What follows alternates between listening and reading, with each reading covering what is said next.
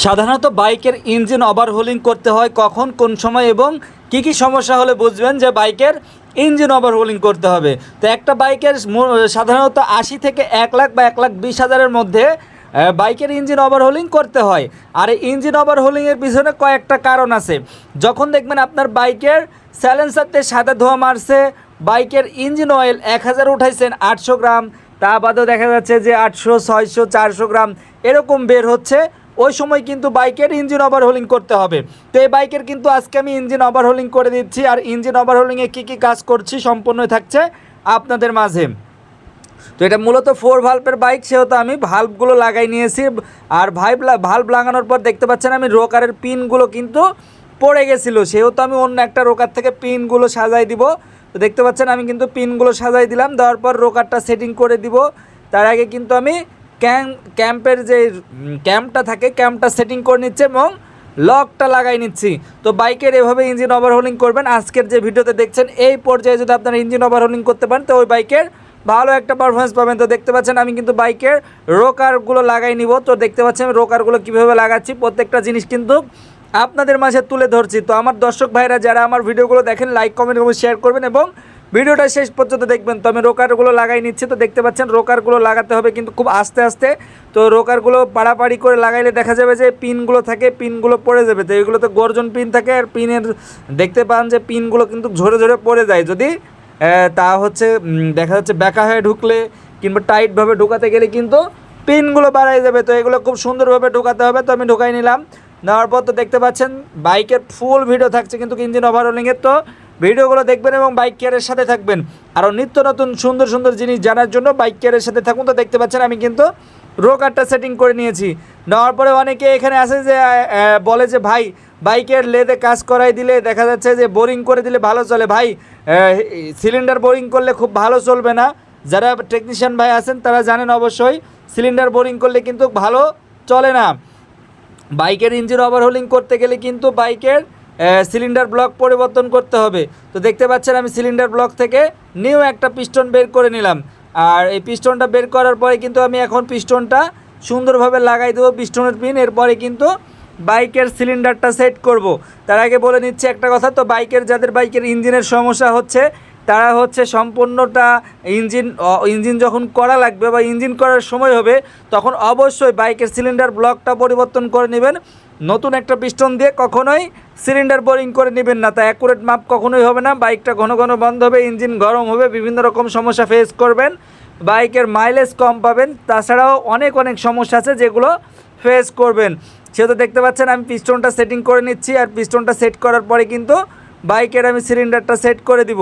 তো বাইকের এভাবে কিন্তু যেভাবে ভিডিও করে দিচ্ছি এই ভিডিও অনুযায়ী যদি কাজ করে নেন তবে কিন্তু বাইক 100% আবার নতুনত্বের স্বাদ পাবেন। তো দেখতে পাচ্ছেন আমি কিন্তু বাইকের পিস্টনটা সেট করে নিচ্ছি। তো পিস্টনটা সেট করে নিচ্ছি। পিনটা খুব যত্ন সহকারে লাগাতে হবে। পিন কোনোভাবে বের হয়ে গেলে কিন্তু বাইকের ইঞ্জিনটা আগের মতো আবার হয়ে যাবে। তো দেখতে পাচ্ছেন আমি কিন্তু বাইকের ফুল কাজটা দেখাবো আজকে আপনাদের মাঝে। তো বাইকের ইঞ্জিন ওভারহোলিং মূলত করতে হয় কিন্তু আপনারা যখন গ্রেড অনুযায়ী মোবাইল উঠাবেন না তখন কিন্তু বাইকের পিস্টনটা বেশি পরিমাণ ক্ষয় হবে। সবসময় গ্রেড অনুযায়ী মোবাইল উঠাবেন এবং মোবাইলের যে গ্রেডটা এটা ঠিক রাখবেন এবং নিয়মিত মোবাইল চেঞ্জ করবেন। অনেক ভাই আছেন যে মোবাইল একবার উঠায় 5,000 10,000 কিলো চালায় ফেলে দেন, তাও মোবাইল চেঞ্জ করতে হবে, এটাকে আপনারা চেঞ্জ করার কোনো রাখেন না। তো একটা বাইকের কিন্তু প্রাণ মোবাইল, সেহেতু মোবাইলটা চেঞ্জ করবেন। পিস্টন লাগানোর সময় পিস্টনের মাথায় অবশ্যই একটু মোবাইল দিয়ে নেবেন। তো দেখতে পাচ্ছেন আমি কিন্তু বাইকের সিলিন্ডারটা ভিড়াই দিচ্ছি। তো এইভাবেই কিন্তু একটা বাইকের ইঞ্জিন ওভারহোলিং করা যায় এবং এভাবে ইঞ্জিন ওভারহোলিং করতে হয়। তো ফুল ভিডিও থাকছে আপনাদের মাঝে ইঞ্জিন ওভারহোলিংয়ের। তো দেখতে পাচ্ছেন আমি কিন্তু সিলিন্ডারটা সেট করে নিচ্ছি। খুব আস্তে আস্তে যত্ন সহকারে সিলিন্ডারটা সেট করতে হবে। সিলিন্ডার সেট করার সময় অবশ্যই খেয়াল রাখতে হবে যাতে রিংগুলো জোড়ে না যায়। রিংগুলো যদি জোড়ে যায় তবে কিন্তু এই বাইকের পারফরমেন্স ভালো পাওয়া যাবে না। পরদিন থেকে মোবাইল আবারও সাদা ধোঁয়া মারবে এবং মোবাইল কমা শুরু হয়ে যাবে। তো দেখতে পাচ্ছেন আমি কেমন করে লাগাই দিচ্ছি। এই পর্যায়ে এভাবে আপনারা লাগাই নেবেন, তবে কিন্তু বাইকের আর মোবাইল খাওয়ার কোনো সম্ভাবনাই থাকবে না ইনশাআল্লাহ। তো আমার ভিডিও ভালো লাগলে শেয়ার করে দেবেন এবং অন্য টেকনিশিয়ান যারা আছেন তারা একটু কমেন্ট করবেন। আমার কাজে কোনো ভুল থাকলে আপনারা কমেন্ট করবেন এবং কাজ যদি সঠিক হয়ে থাকে তবে আপনারাও শেয়ার করে দেবেন এবং লাইক এবং কমেন্ট করবেন। তো আমি টাইমিং সেন্টার লাগানোর সময় মাপ করে নিচ্ছি। তো টাইমিং সেন্টার ঠিকই আছে ইনশাআল্লাহ। আগেরটা একটু লম্বা আছে, এখন যেটা দিচ্ছি এটা খুব ভালো হবে। তো আমি টাইমিং চেনটা লাগাই নিচ্ছি।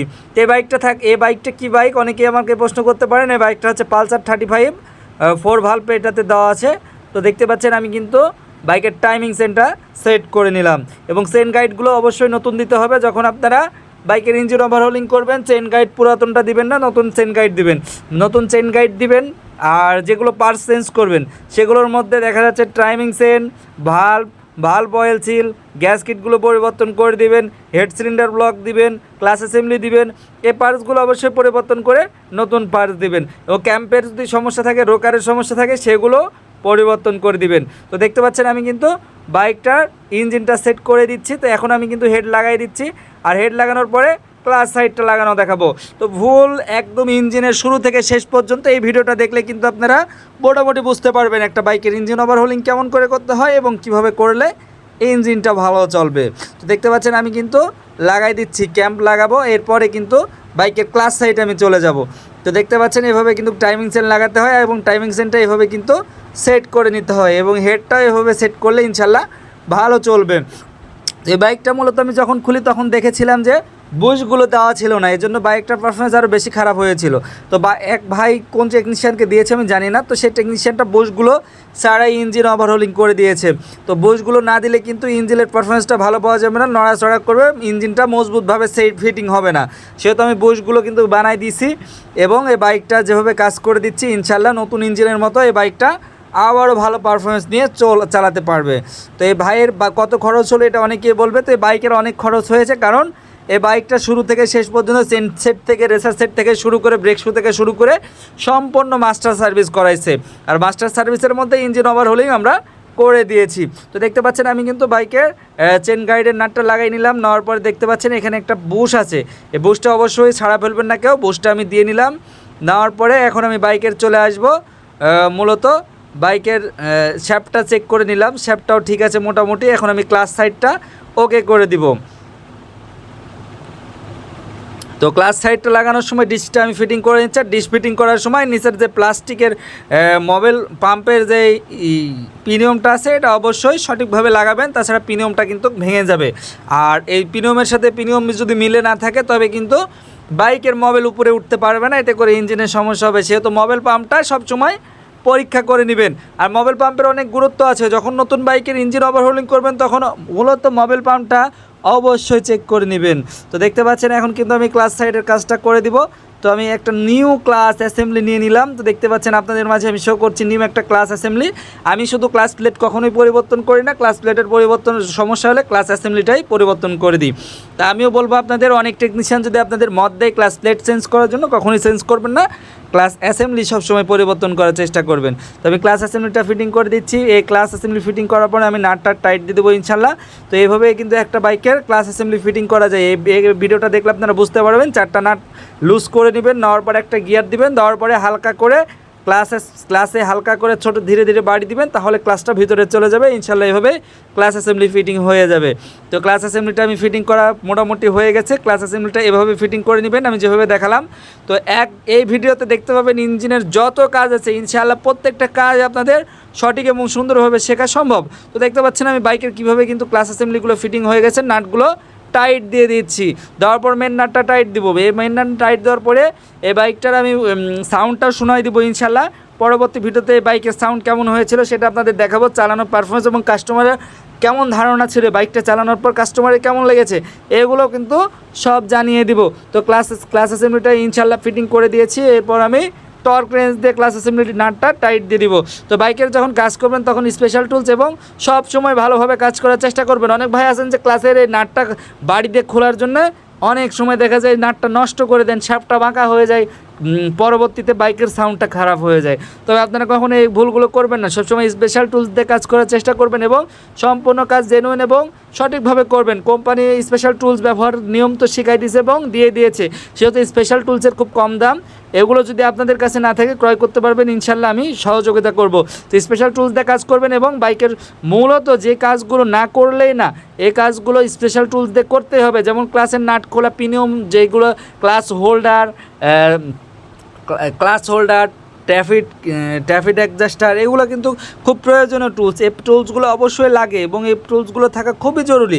তো এভাবে কিন্তু একটা বাইকের ইঞ্জিন ওভারহোলিং করা যায়, কিন্তু আমি ফুল কাজটা কিন্তু আপনাদের মাঝে দেখাই দিয়েছি। এরপর আমি টাইমিং স্পকেটের নাটটা টাইট দিয়ে দিলাম, দেওয়ার পর আমি সম্পূর্ণ ভিডিওটা কিন্তু আপনাদের মাঝে শেয়ার করেছি। যাদের ভিডিওটা ভালো লেগেছে তারা লাইক, কমেন্ট এবং শেয়ার করবেন এবং বাইক কেয়ারের পাশে থাকবেন। এখন আমি ক্লাসের নাটটা টাইট দেওয়া হয়েছিল না, সেটা টাইট দিব।